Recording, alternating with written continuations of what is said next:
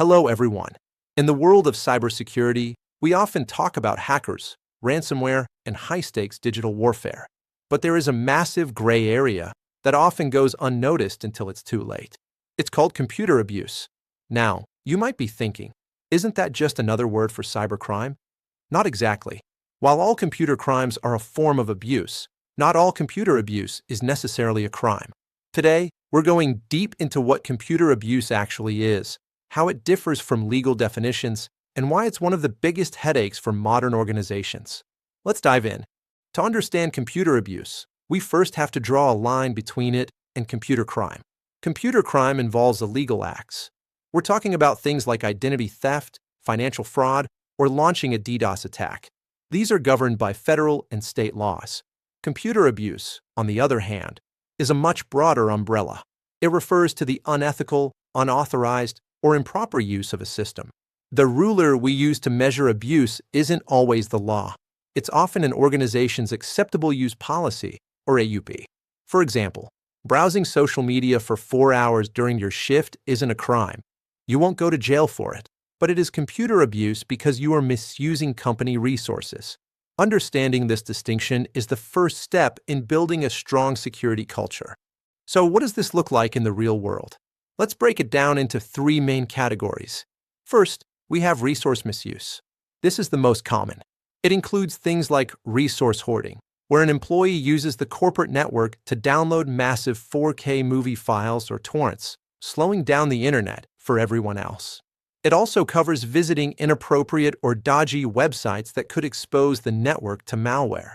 Second is unauthorized access, or what we call snooping. This is a major issue in healthcare and finance.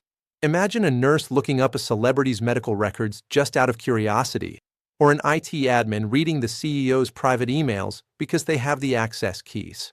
They aren't stealing money, but they are violating privacy and trust. Finally, there is technical sabotage. This is often the work of insider threats.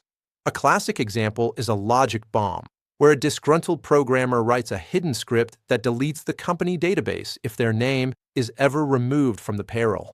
This is where abuse starts crossing the line into serious criminal territory. You might wonder, if it's just a policy violation, why should I care? Well, computer abuse is often the precursor to a major breach. When employees ignore policies, they create holes in your armor. Unauthorized snooping leads to data leaks. Personal browsing leads to phishing. From a legal standpoint, the Computer Fraud and Abuse Act in the U.S. is the primary law here. It targets anyone who exceeds authorized access. This means that if an employee intentionally bypasses a security gate to get data they weren't supposed to see, that abuse can quickly become a federal case. Organizations lose millions every year, not just from hackers, but from the cumulative effect of simple computer abuse. In short, computer abuse is about the violation of trust and policy. The best way to prevent it is through clear communication, a strong acceptable use policy, and continuous security awareness training.